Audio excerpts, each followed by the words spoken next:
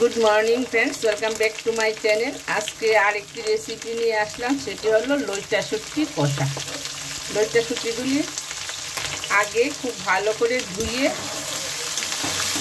कुमकुम गरम जले एकटू भापिए निয়েছি। এখন এটা তেলে একটু ভেজে নেব, তারপরে রান্নাটা করছি। আপনারা ভিডিওটা দেখতে থাকুন, ভালো লাগবে।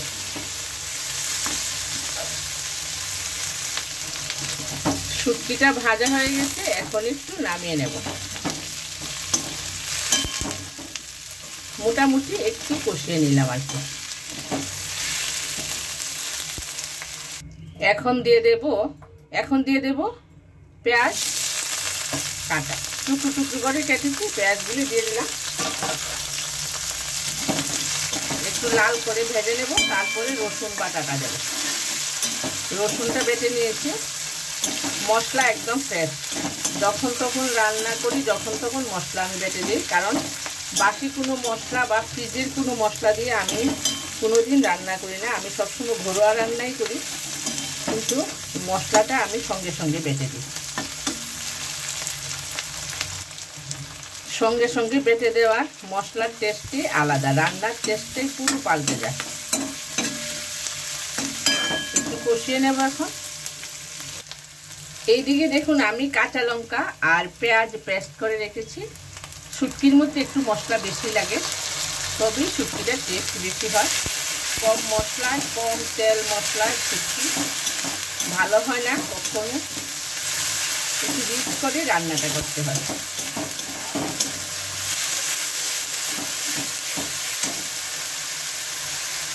এখন দিলাম গোটা গোটা কয়েকটা কাঁচা লঙ্কা, তারপরে থাকবে হলুদ এবং লাল লঙ্কা। ভীষণ ভীষণ স্বাদের একটি শুটকি মাছ রান্না। এখানে দিয়ে দিলাম একটু হলুদ পাউডার। এখন দেব একটু লাল লঙ্কা।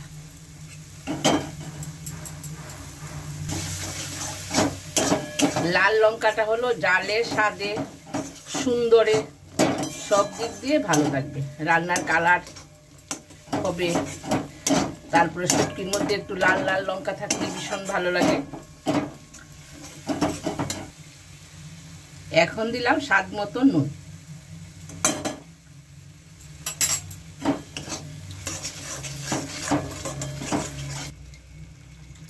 এখন অল্প একটু জল দিয়েছি। জলটা খুব একটু বেশি লাগবে না, কারণ শুটকিটা তো আগে আমি ভাপিয়ে নিয়েছি এবং খুব ভালো করে একটু ভেজেও নিলাম। কাজেই জলটা বেশি লাগবে না। আর শুটকিটা তো কষা কষা রান্না করবো, একদম মাংসের মতন কষা করে রান্না করব। এখন দিয়ে দিব সেই ভাজা লইট্টা শুটকিগুলি।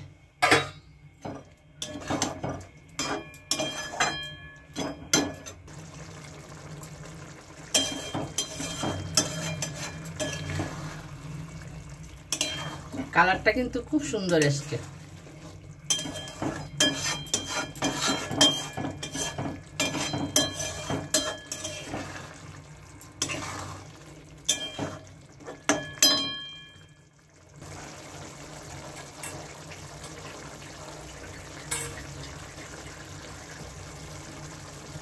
এখন দিয়ে দেব 4-5 কোয়া রসুন।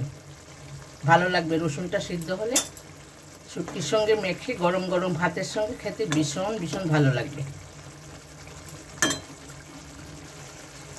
এখন দেব অল্প একটু চিনি। ফ্লেভারটা খুব ভালো আসবে আর শুটকিটা খেতে ভীষণ ভালো লাগবে। শুটকির যে একটা সেন্ট, সেটাও থাকবে না, আর রান্নাটা পুরো অন্যরকম হবে। এইভাবে রান্না করে একদিন খাবে। অল্প একটু চিনি দিতে হবে। সব শুটকির মধ্যে না, লইট্টা শুটকিটার মধ্যে দিলে ভীষণ ভালো হয়।